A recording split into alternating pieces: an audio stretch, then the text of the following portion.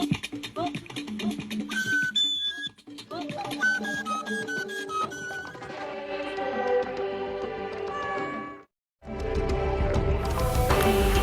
the quiet town of Orlando, nestled between rolling hills and meandering rivers, lived a young woman named Akudo. She was known for her kindness, grace, and a heart that overflowed with love for her elderly, Norma. Akudo's father had passed away when she was just a child, leaving her and her mother in the solitude of their cozy cottage. As the years passed, suitors from Orlando and nearby villages were drawn to Akudo's beauty and gentle nature. Yet, one after another, they found their proposals met with a gracious but firm rejection due to the fact that they always want Akudo choosing between her mother and marriage, thereby making Akudo give up on love.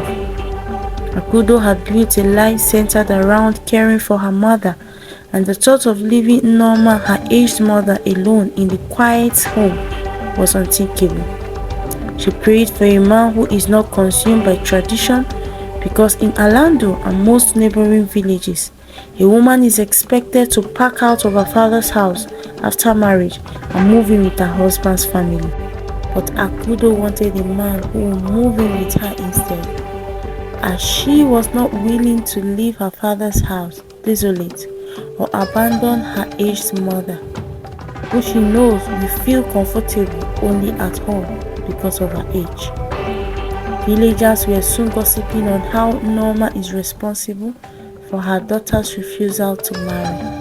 Some soon tagged her an old witch, but that didn't make Akudo to change her mind, as she was determined to live with her mother despite all odds. Norma, however, sensed her daughter's internal conflict. One evening, as they sat by the kitchen, she spoke with a warm smile. "My dear, you deserve happiness just as much as I do. Don't let the fear of leaving me behind hold you back." Akudo gazed at her mother with tearful eyes, torn between her love for her and the desire for a life of her own. Yet, she couldn't fathom the idea of leaving her mother to face the solitude that awaited. Undeterred, Norma encouraged Akudo to explore the possibility of finding love without abandoning their home. "Love," she said, "can find its way into our lives in the most unexpected ways. Open your heart, my dear, and let the world surprise you." Akudo took her mother's words to heart and decided to remain open to the idea of love, but under the condition that she wouldn't leave Orlando.